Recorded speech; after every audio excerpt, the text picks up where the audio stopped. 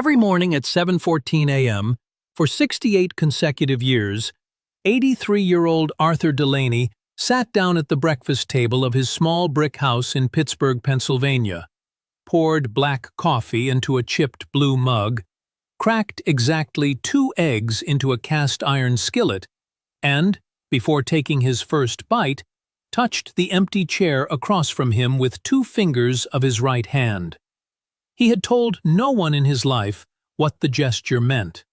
Every morning at 7:14 a.m., for 68 consecutive years, 83-year-old Edward Lincoln sat down at the breakfast table of his small brick house in Memphis, Tennessee, poured black coffee into a chipped white mug, cracked exactly 2 eggs into a cast-iron skillet, and, before taking his first bite, touched the empty chair across from him with 2 fingers of his right hand.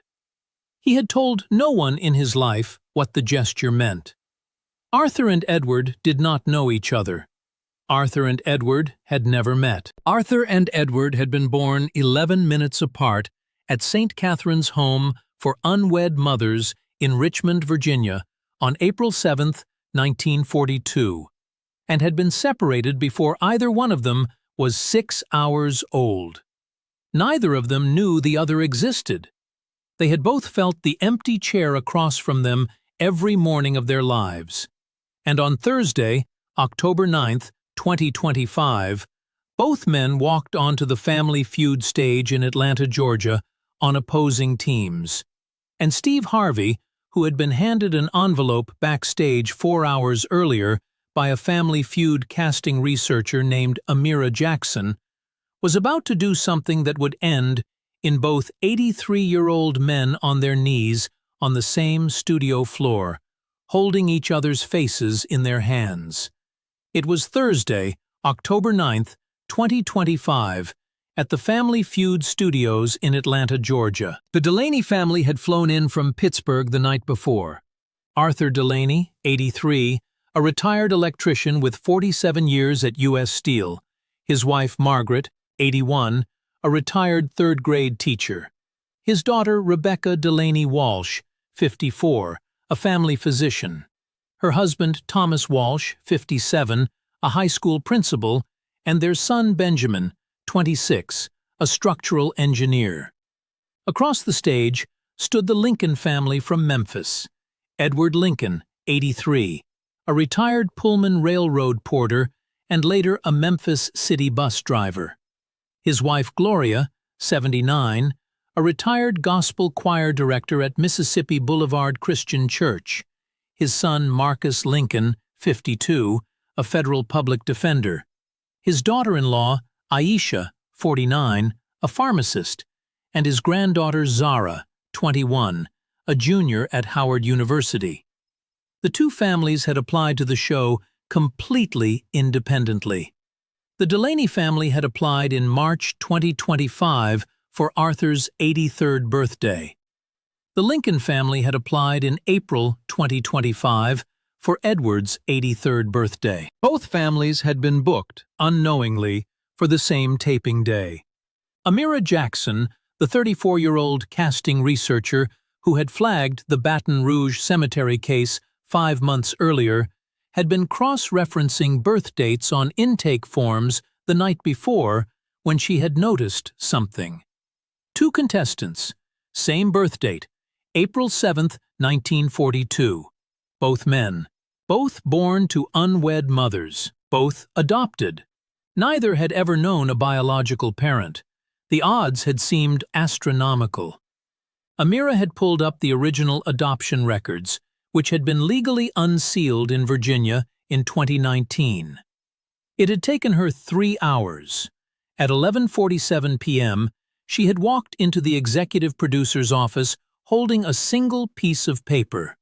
She had said, "Karen, I found something I cannot believe." The executive producer had called Steve Harvey's personal cell phone at 12:04 a.m. Steve had answered. Steve had listened for 11 minutes. Steve had asked only one question. Do either of them know? No.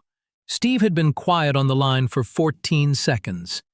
Then he had said, "Karen, I need to see that paperwork at 6 a.m. tomorrow. I want to meet each of them, separately, backstage, for 5 minutes before the taping. I am going to ask each of them one question. If even one of them says no, we do not do this on camera. We do it in a green room, privately, with dignity. Is that clear?" Karen had said, "Yes, Steve." Steve had not slept that night. But nobody in that studio knew what was about to happen. Arthur Delaney had been born at 11:17 p.m. on April 7, 1942, in the basement clinic of St. Catherine's Home for Unwed Mothers in Richmond, Virginia. His mother, a 19-year-old woman named Mary Elizabeth Crawford, had been sent to St. Catherine's by her family 6 months earlier. Mary Elizabeth had given birth to twin boys. The second boy had been born at 11:28 p.m., 11 minutes after the first. She had held both of her sons for 4 hours and 22 minutes. The nuns at St. Catherine's had then taken the babies to separate nurseries, a practice the home had followed from the 1930s through 1968, when a twin birth occurred because the home's placement policy at the time had held that single adoptions were easier to arrange. Mary Elizabeth Crawford had signed 2 separate relinquishment documents before dawn on April 8, 1942. She had been told by the supervising sister that the boys would go to good Christian homes. She had not been told that the boys would be deliberately separated. She had assumed, the way so many young mothers had assumed in that era, that they would at least be placed together. They had not been. Arthur had been adopted 3 weeks later by Harold and Louise Delaney of Pittsburgh, Pennsylvania, a childless Irish-American couple in their early 30s. Harold had worked at U.S. Steel. Louise had been a homemaker. They had been kind, decent people. They had raised Arthur with love. Arthur had never lacked for anything. He had been told he was adopted from an early age. He had been told his birth mother had been a young lady who couldn't keep him. He had been told nothing else, because nothing else had been written on the paperwork the Delaneys had been given. He had grown up an only child. Harold had died in 1976. Louise had died in 1989. Arthur had grieved them both as his real parents, because they had been his real parents. Edward had been adopted 4 weeks later by a black couple named Walter and Pearl Lincoln of Memphis, Tennessee. Walter had been a Pullman Railroad porter. Pearl had worked as a domestic in the homes of white Memphis families. The Lincolns had adopted Edward through a Black Baptist adoption network that had received a small number of placements from St. Catherine's during the 1940s. A fact that Arthur Delaney, growing up white in Pittsburgh, had never known about his own birth circumstances. Edward had been told he was adopted. He had been told his birth mother had been a young woman in Richmond. He had been told nothing else. He had grown up an only child. Walter had died in 1984. Pearl had died in 1995. Edward had grieved them both as his real parents because they had been his real parents. Mary Elizabeth Crawford, the twins' birth mother, had been a 19-year-old white girl from rural Virginia who had fallen in love, in the spring of 1941, with a 22-year-old black field hand named Joseph Banks, who had worked on her father's tobacco farm. Their relationship had been illegal in Virginia under the Racial Integrity Act of 1924. Joseph Banks had been threatened by Mary Elizabeth's father at gunpoint in the summer of 1941 and had fled north to Baltimore. He had died in the fighting at Iwo Jima in February 1945, having never known that Mary Elizabeth had given birth to his twin sons. Mary Elizabeth had not been allowed to keep them. She had been sent to St. Catherine's the moment her pregnancy had been discovered. She had been told by the supervising sister that mixed-race children needed to be placed wherever they could be placed. That reality, combined with the fact that one of the twins had been born visibly lighter-skinned and the other visibly darker, had led to the separation. Arthur, the lighter twin, had been placed with the white Delaneys. Edward, the darker twin, had been placed with the black Lincolns. Mary Elizabeth had gone home to Virginia. She had married a white farmer named Calvin Hodges in 1944. She had raised 4 more children. She had never told any of them about the twins. She had died in 1987, at 64 years old, with 2 folded photographs in her nightstand drawer. One of each of her infant sons, taken on the morning of April 8, 1942, in the nursery at St. Catherine's, before the nuns had taken them away. The photographs had been willed to her eldest living daughter, a woman named Patricia Hodges Riley. Patricia had found the photographs and the story, written out in her mother's careful hand on 14 sheets of yellow legal paper, in 2019, when she had been cleaning out the attic of her mother's abandoned house. She had submitted the story to the Virginia Department of Social Services, which had unsealed the twin adoption records the same year. The records had sat in a digital database, waiting. Arthur Delaney had felt something missing his entire life. He had not known what it was. He had married Margaret Ryan in 1964. They had 3 children. They had been happy. Arthur had grieved each of his adoptive parents normally. And yet, somewhere in the quiet of every morning at 7:14 a.m., the exact minute Arthur had stopped being a twin, he had touched an empty chair. He had never told anyone, not Margaret, not Rebecca, not his sons Daniel and Michael. He had not understood the gesture himself. Margaret had noticed it in the first year of their marriage. She had asked him about it once, in 1965, at their small breakfast table in a rented Pittsburgh apartment. Arthur had said, "I don't know, Maggie, I don't know. Don't ask me again." Margaret had never asked him again. She had lived with the gesture for 61 years. She had assumed it was a ghost of Arthur's adoptive parents, or an unspoken grief, or something his mother had done. She had not asked.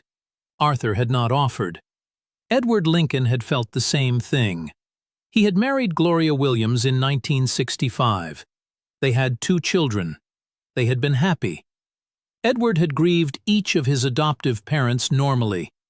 And yet, every morning at 7:14 a.m., 11 minutes before the exact moment Edward had been born, 11 minutes before the exact moment the twins had stopped being together inside their mother, he had touched an empty chair. He had never told anyone, not Gloria, not Marcus, not his other son Samuel, who had died of pancreatic cancer in 2018. He had not understood the gesture himself. Gloria had noticed it in the first year of their marriage. She had asked him about it once, in 1966, at their small breakfast table in a rented Memphis apartment. Edward had said, "Glo, I don't know. I really don't know. Don't ask me again." Gloria had never asked him again. 2 men, 68 years of mornings, the same chipped mug in 2 colors, the same cast-iron skillet, the same 2 eggs, the same 2 fingers, the same empty chair. 735 miles apart, blood brothers who had never laid eyes on each other. And the audience thought that was just a coincidence. They were wrong. But Steve Harvey would later call what happened next the most important moment of his career. Steve Harvey met Arthur Delaney backstage at 7:40 a.m. on the morning of October 9, 2025. Arthur was already in hair and makeup. Margaret was by his side. Steve pulled Arthur gently into a small side office. He closed the door. He sat down across from Arthur.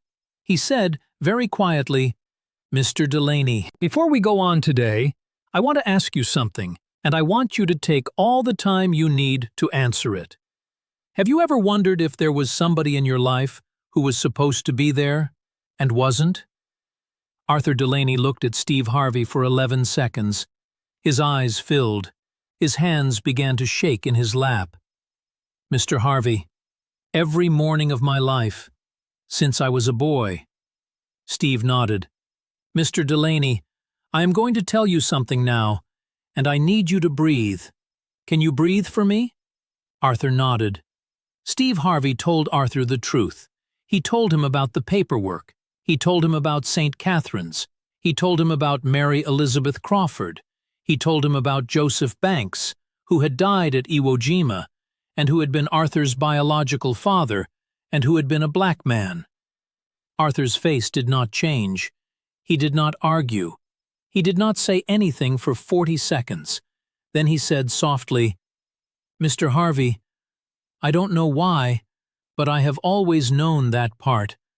I never said it out loud, but I always knew." Steve then told Arthur about Edward Lincoln. He told him Edward was currently sitting in a makeup chair 40 feet down the same hallway. He told him Edward did not yet know. He told him that if Arthur wanted to do this privately, in a green room, with no cameras, Steve Harvey would honor that. He told him the choice belonged entirely to Arthur. Arthur Delaney closed his eyes. He sat perfectly still for 2 full minutes. Margaret had her hand on his shoulder. Arthur finally opened his eyes. He said, "Mr. Harvey, do it on the stage, please, because every person who has a hole in their chest needs to see what it looks like when 2 people who have been walking around with the same hole find each other. Do it on the stage, for them." Steve Harvey nodded. He walked 40 feet down the hallway. He knocked softly on the door of the second makeup room.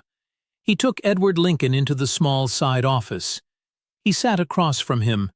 Gloria sat beside Edward and held his hand. Steve asked Edward the same question. "Mr. Lincoln, have you ever wondered if there was somebody in your life who was supposed to be there and wasn't?" Edward Lincoln closed his eyes. "Mr. Harvey, every morning of my life, since I was 6 years old." Steve told Edward the same truth. He told him about St. Catherine's. He told him about Mary Elizabeth. He told him about Joseph Banks, who had died at Iwo Jima. He told him about Arthur Delaney, who was sitting 40 feet down the hallway. Edward did not speak for a long time. Gloria held him up. Then Edward said, barely above a whisper, "Mr. Harvey, I want to meet my brother, on the stage, so every black boy and every white boy watching knows that we were never supposed to be 2. We were always supposed to be 1. Do it on the stage." Steve Harvey said, "Yes, sir." The main game was quiet. Both families sensed something. Margaret was holding Arthur's elbow at the contestant podium. Gloria was holding Edward's hand across the stage. Rebecca and Marcus, the 2 oldest adult children on each side, exchanged glances. They did not know what was coming, but they knew something was coming. The Delaneys won by 19 points. They went to fast money. Then Steve Harvey walked to center stage. He did not pick up an index card. He raised both hands to the control booth. "Before we play fast money, I want to do something. Arthur, Edward, come down from your podiums, please. Come to me." Arthur Delaney walked down from the Delaney contestant row. Edward Lincoln walked down from the Lincoln contestant row. The 2 83-year-old men walked slowly toward Steve Harvey at center stage. They had not yet looked directly at each other. They had kept their eyes on Steve. Steve Harvey said, "Mr. Delaney, Mr. Lincoln, I need you all to stand about 4 feet apart. Face each other, please." The 2 men turned. They faced each other for the first time in 83 years, 6 months, and 2 days. The studio fell completely silent. The resemblance was instant. The same high forehead, the same long, thin nose, the same small dimple in the left cheek only, the same wide, slightly sad eyes. the same hands. Margaret Delaney, watching from the contestant podium, put both hands over her mouth. Gloria Lincoln said, in a soft, clear voice that carried through the silent studio, "Oh, dear Lord." Rebecca Delaney Walsh, Arthur's daughter, a family physician who had looked at her own father's face for 54 years without ever seeing anyone who looked like him, said out loud, "Daddy, that's your face." Marcus Lincoln, Edward's son, a federal public defender who had looked at his own father's face for 52 years without ever seeing anyone who looked like him, said out loud, "Dad, that's your face." Arthur Delaney lifted one shaking hand. Edward Lincoln lifted one shaking hand. Neither of them spoke. They stepped toward each other. They met in the middle. Arthur placed his palm flat against Edward's cheek. Edward placed his palm flat against Arthur's cheek. Two 83-year-old men stood in the middle of the family feud stage, each with one hand on the other's face, and they did not speak for 27 seconds. Then Arthur Delaney said very quietly, "Eddie, is that you? Eddie, is that you?" Edward Lincoln said, "Art, I think so, Art, I think so." They had never been told each other's childhood names. Arthur had been called Art his entire life. Edward had been called Eddie his entire life. Two men had looked at an empty chair every morning at 7:14 a.m. for 68 years, and each one had known, without ever being told, what the other one had been called. The studio fell silent for the second time. Arthur and Edward embraced. They held each other for 41 seconds. They were shaking. They were not crying loudly. They were crying the quiet way men of that generation had learned to cry, with closed mouths and trembling shoulders. Steve Harvey stood 3 feet away, his own face streaming. He did not wipe it. He let the brothers have the moment. When Arthur finally stepped back, he held Edward at arm's length, looking at him. He said, "Eddie, I want to ask you something. Promise me you'll tell me the truth." Edward nodded. "Every morning, 7:14 a.m., you touch the chair across from you before your first bite of breakfast. Don't you?" Edward Lincoln collapsed against his brother. "Art, every morning, for 68 years. And Glow has never asked me why, because I didn't know why." "Mine neither, Eddie. Mine neither." Maggie just knew not to ask. The two brothers held each other again, with both of their wives now walking toward them from opposite sides of the stage. Margaret Delaney and Gloria Lincoln met each other behind their husbands. They did not know each other. They had never met. They simply embraced each other and held on. Two 80-year-old women who had lived with the same unexplained gesture for 61 years, one in Pittsburgh, one in Memphis, holding each other behind the brothers they had loved through a grief neither man had known how to name. Arthur Delaney lowered himself slowly to his knees on the stage floor. Edward Lincoln lowered himself to his knees beside him. Two 83-year-old men knelt on the same studio floor, holding each other's faces in their hands, for the first time in 83 years. Steve Harvey did not speak for 34 seconds. Then he knelt down beside them. He put his hand on Arthur's shoulder. He put his other hand on Edward's shoulder. "Brothers, let me tell you something. My mama Eloise Vera Harvey had a sister she lost when she was 4 years old.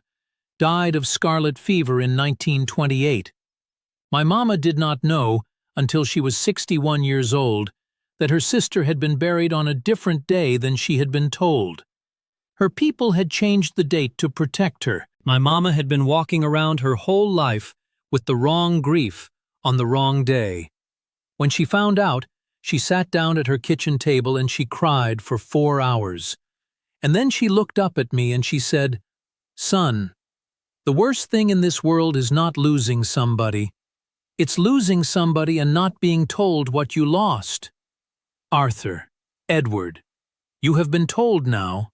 You lost each other for 83 years, but you are not going to lose each other for one more day. You hear me? Both brothers nodded. Steve stood up. He turned to his assistant. Get me Patricia Hodges Riley in Richmond, Virginia. Right now. Speaker. His assistant dialed. 4 rings. An older woman's voice came through the stage speakers. Hello? Mrs. Hodges Riley, this is Steve Harvey. I'm calling from the Family Feud stage in Atlanta. A long pause. Mr. Harvey, is this about the boys? Yes, ma'am. I have them both here, on the stage.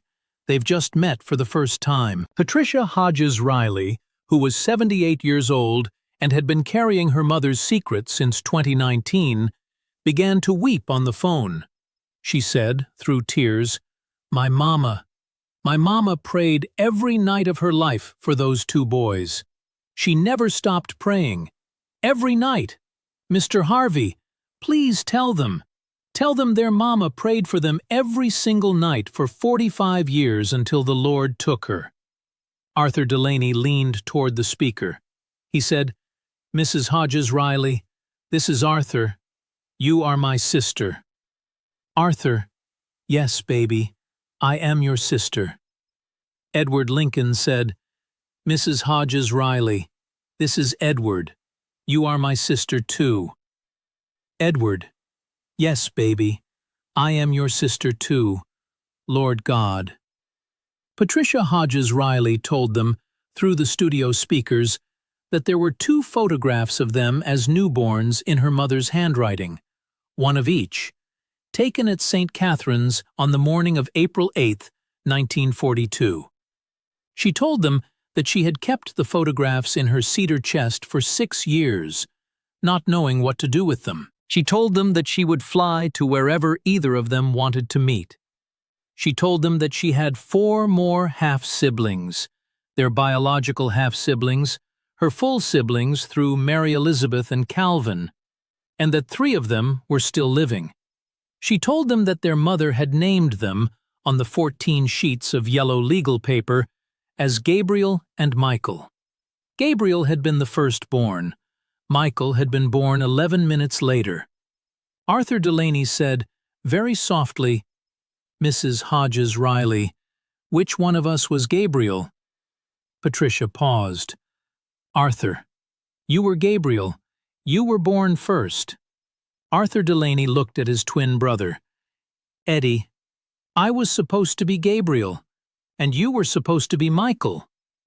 Edward Lincoln laughed, a real laugh, a broken laugh, and said, Art, we still are.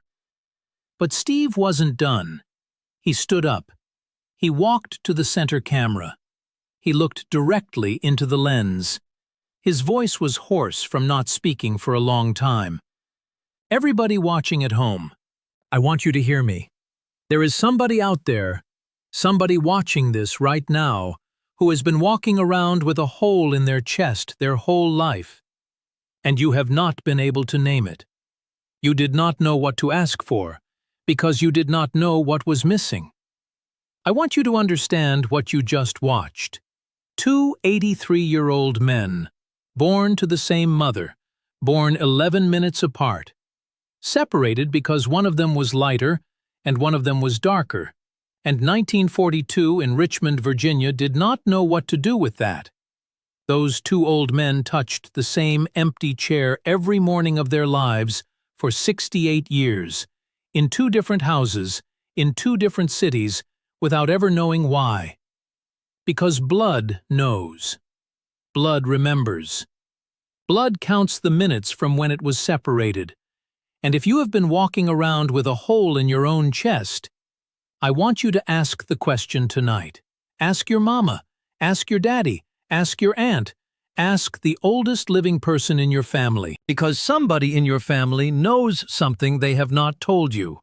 And you deserve to be told, before you die, what you have been looking for. 7 crew members were crying. The director in the booth was crying.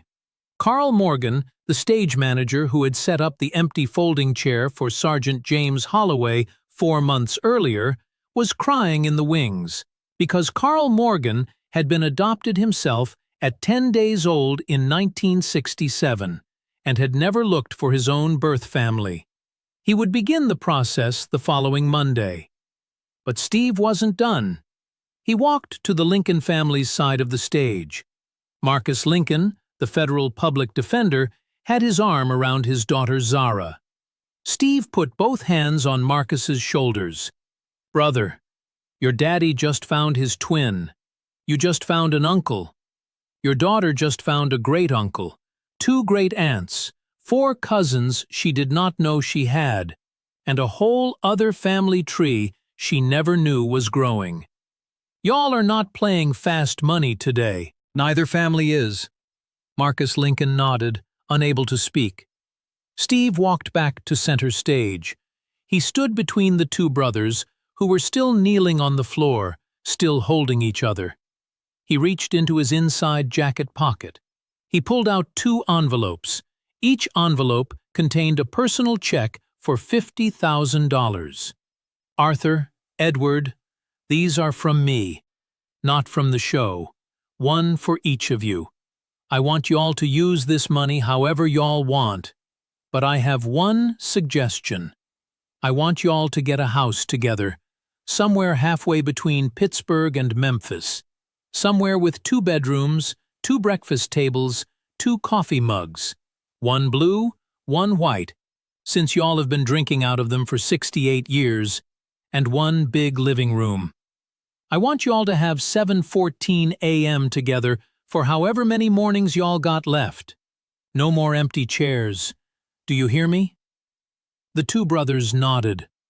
Arthur said, through tears, "Mr. Harvey, we'll do it." But Steve wasn't done. He turned to Patricia Hodges Riley, still on the speaker. "Mrs. Hodges Riley, I want you on a plane tomorrow. Any city Arthur and Edward pick. I'm paying.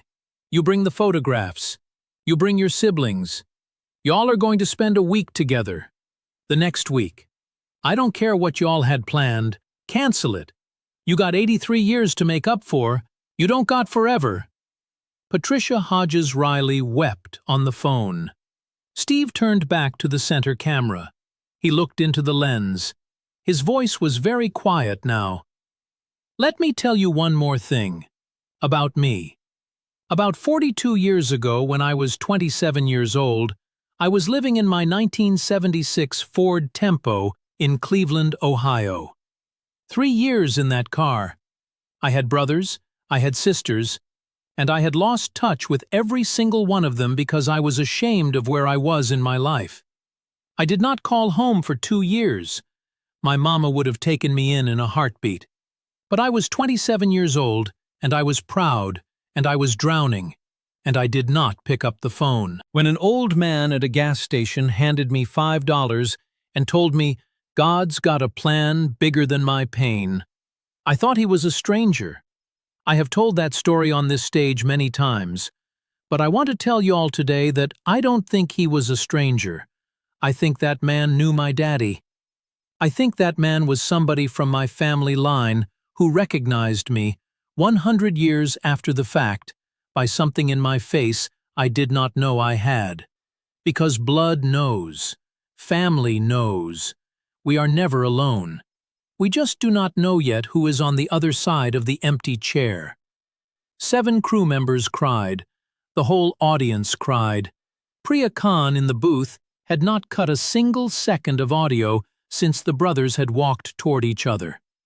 The episode aired on October 23, 2025. Family Feud had edited nothing. The full sequence, the moment the 2 brothers turned to face each other, Margaret and Gloria embracing behind them, the kneeling, the touching of the faces, the phone call to Patricia Hodges Riley, the names Gabriel and Michael, Steve's words about blood, was shown in full. Within 30 hours, the clip of Arthur and Edward touching each other's faces had been shared 8.9 million times. Within 18 days, the full sequence had been viewed 570 million times across every major platform on Earth. A Family Feud single-episode viewership record. The hashtag Gabriel and Michael trended worldwide for 22 consecutive days. Adopted adults across the United States, Canada, the United Kingdom, Ireland, Australia, and South Africa posted photographs of themselves with the hashtag. The phrase 7:14 a.m. became within 3 weeks a widely used shorthand in adoption support communities for the precise moment of separation from a biological sibling. 3 states, Pennsylvania, Tennessee, and Virginia, introduced legislation within 6 weeks to further unseal mid-20th century adoption records, and 2 of the 3 bills cited the Delaney-Lincoln case by name. Steve Harvey launched the 11 Minutes Foundation on November 1, 2025, seeded with $11 million of his own money, a number chosen to match the 11-minute separation of the twins. The foundation funded DNA testing, professional adoption record searches, travel costs, and reunion counseling for adult adoptees seeking biological siblings separated in mid-20th century closed adoption placements. The foundation prioritized cases involving adoptees over the age of 70 because, as Steve wrote in the foundation's founding letter, "The clock is different for them. We do not have forever." In its first year, the foundation funded 287 searches. By the end of its second year, 94 of those searches had resulted in confirmed sibling reunions. One of them, in May 2026, was between 2 84-year-old sisters who had been separated in a Detroit orphanage in 1942 and had lived 22 miles apart in Metro Detroit for 61 of their adult years, without ever knowing. Arthur Delaney and Edward Lincoln bought a small 2-story house together in Nashville, Tennessee, in January 2026. Nashville was halfway between Pittsburgh and Memphis. The house had 2 bedrooms upstairs. The kitchen had 1 breakfast table with 2 chipped mugs on it, the Pittsburgh blue one and the Memphis white one. Margaret and Gloria took turns visiting for weeks at a time, and the 2 wives, who had known each other for only 90 days, discovered that they had more in common than they could have imagined, including a shared love of Lawrence Welk reruns and an identical technique for baking a coconut cake. The 2 brothers had breakfast together every morning at 7:14 a.m. They cracked 2 eggs each. They poured black coffee. Neither of them touched the empty chair anymore, because neither chair was empty. Patricia Hodges Riley flew to Nashville on October 15, 2025, 6 days after the taping. She brought the 2 infant photographs and the 14 yellow legal pages of her mother's handwritten account. She brought her 3 living siblings, Mary Elizabeth's full children. The full Crawford Hodges family met the full Delaney-Lincoln family at a small rented event space in Nashville. 34 people were in the room. Arthur and Edward sat at the head of a long table. They held each other's hands under the table for the entire dinner. Rebecca Delaney Walsh, who had been a family physician for 28 years, said in a toast that night, "For 54 years, I thought my father had no one who looked like him. Tonight he has 4 new siblings, a sister-in-law, a full family tree, and a twin brother he grew up without. I am a doctor, and I am here to tell you tonight that there is no medicine in the world as powerful as finally being seen." In an interview with CBS Sunday Morning, 9 months after the taping, Steve Harvey was asked what had passed through his mind the moment Arthur and Edward first turned to face each other. "I was seeing my mother's face, Eloise. I was seeing a 19-year-old white girl from Virginia named Mary Elizabeth, who had fallen in love with a black man in 1941 and had been punished for it by losing both her babies. I was seeing a 22-year-old black man named Joseph Banks, who had died at Iwo Jima without ever knowing he had twin sons. I was seeing every mother and father and aunt and uncle and cousin and child in America who has been pulled apart by our country's long history of deciding who gets to be seen as whose family. And I was seeing two old men who had touched an empty chair every morning for 68 years because blood knows what the paperwork doesn't. Blood knows. That is what I was seeing. I was seeing blood finally being allowed to know. 2 years after the taping, a reporter from the Tennessean visited the Nashville house on a Tuesday morning at 7:14 a.m. Arthur Delaney and Edward Lincoln were sitting at the kitchen table.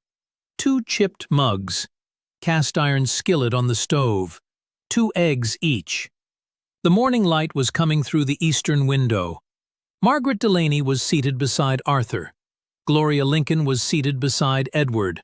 4 people at a table, 0 empty chairs. On the wall above the table hung a framed copy of one of the April 8, 1942 nursery photographs. It showed 2 infants wrapped in identical white cotton blankets, lying side by side on a narrow wooden bench. One of them had his small fist curled against the other's cheek. The photograph had been the only one of the 2 brothers together. It had been taken by a young nun named Sister Agatha REUNITE, who had not approved of the home's separation policy and who had quietly taken the photograph with her own small box camera before the boys had been moved to separate nurseries. Sister Agatha had not known, at the time, that Mary Elizabeth Crawford would later ask for the photograph. Sister Agatha had given Mary Elizabeth the only print. Mary Elizabeth had kept it for 45 years. Her daughter Patricia had kept it for 6 years. And now it hung in a kitchen in Nashville, Tennessee, above the table where Gabriel and Michael finally had their 7:14 a.m. together. Every morning, before the first bite of breakfast, Arthur Delaney reached across the table and touched the back of his brother's hand. Edward Lincoln reached across the table and touched the back of his brother's hand. The gesture was the same gesture each of them had made toward an empty chair for 68 years. They just did it now in the direction the blood had always been pointing. Some families are separated by mountains. Some families are separated by wars. Some families are separated by one signed piece of paper on a morning in 1942 that nobody told them about. But blood keeps count. Blood always keeps count.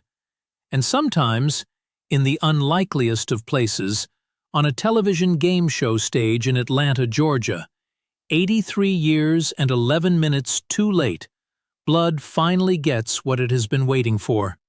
If this story moved you, do one thing this week. Ask the oldest living person in your family one question.